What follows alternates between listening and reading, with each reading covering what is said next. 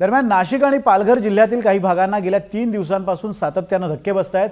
यापुढेही काही दिवस धक्के बसत राहतील असा अंदाज वर्तवण्यात आलाय। त्यामुळे नागरिक अधिकच घाबरलेत। भूकंपाच्या धक्क्यांची कारणं नेमकी काय आहेत आपण पाहूयात।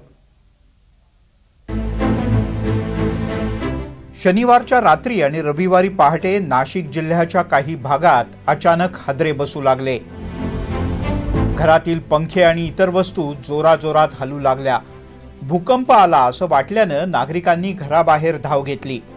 दिंडोरी, पेठ, सुरगणा या सगळ्या भागात तासभरात अनेक वेळेला धक्के बसलेत। 2 दिवसात नेमकं काय काय झालं आणि किती वेळेला धक्के बसले यावर नजर टाकणं गरजेचं आहे। 25 जुलै रोजी 3 वेळेला धक्के बसले, तर 26 जुलैला 3.6 रिश्टर स्केल इतक्या तीव्र क्षमतेचे धक्के जाणवले। 27 तारखेला आणखीन एक मोठा धक्का बसला, तर 28 जुलैला थोड्या वेळानं एकूण 5 वेळेला धक्के बसले। यात सगळ्यात मोठा धक्का होता 3.9 तीव्रतेचा। जवळजवळ 5 एकरमध्ये पूर्ण भेगा पडलेल्या आहेत। 10-12 फूट खोल अशी काठी जाते आणि 2 फुटाची रुंदीचे। हे आम्ही पाहणी केली आणि तात्काळ शासनाला कळवलं। 3.9 रिश्टर स्केलच्या भूकंपाची तीव्रता पालघर जिल्ह्याला अधिक जाणवली, कारण या भूकंपाचं केंद्र पालघर जवळ होतं। नाशिकच्या जिल्हाधिकाऱ्यांनी भूकंपाचे धक्के जिल्ह्यातल्या 4ही तालुक्यांमध्ये बसल्याचं सांगितलं। सुरगाणा, पेठ, दिंडोरी आणि कळवणचे काही भाग या तालुक्यामध्ये त्याची लोकांना त्या भूकंपाचा अनुभव झाला आणि दर दिवस मागचे काही दिवसपासून कधी 2 तर कधी 3 भूकंप आणि सगळे 4 रिक्टर स्केल पेक्षा कमी असलेले भूकंप या ठिकाणी झालेले आहे। सातत्यानं भूकंपाचे धक्के का बसतात हा नाशिककरांना आणि पालघरवासियांना प्रश्न पडलाय। तांत्रिक भाषेत याला अर्थक्वेक स्वॉर्म म्हणतात। मराठीत याला भूकंपाची लाट असं म्हणता येऊ शकतं।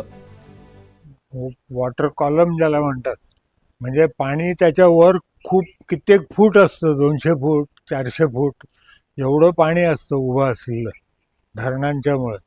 आणि हे पाणी जमिनीला तडे असतात। आपल्याकडचे खडक जर तुम्ही बघितले तर ते कंटिन्युअस नसतात, त्याच्यातनं ते पाणी आतमध्ये पर्क्युलेट होत राहतं आणि त्याचा परिणाम ज्याला ल्युब्रिकंट म्हणतो ना, तेल घातल्यासारखा परिणाम होतो आणि ते मोठाले भूखंड एकमेकावरती घसरतात ॲक्च्युली।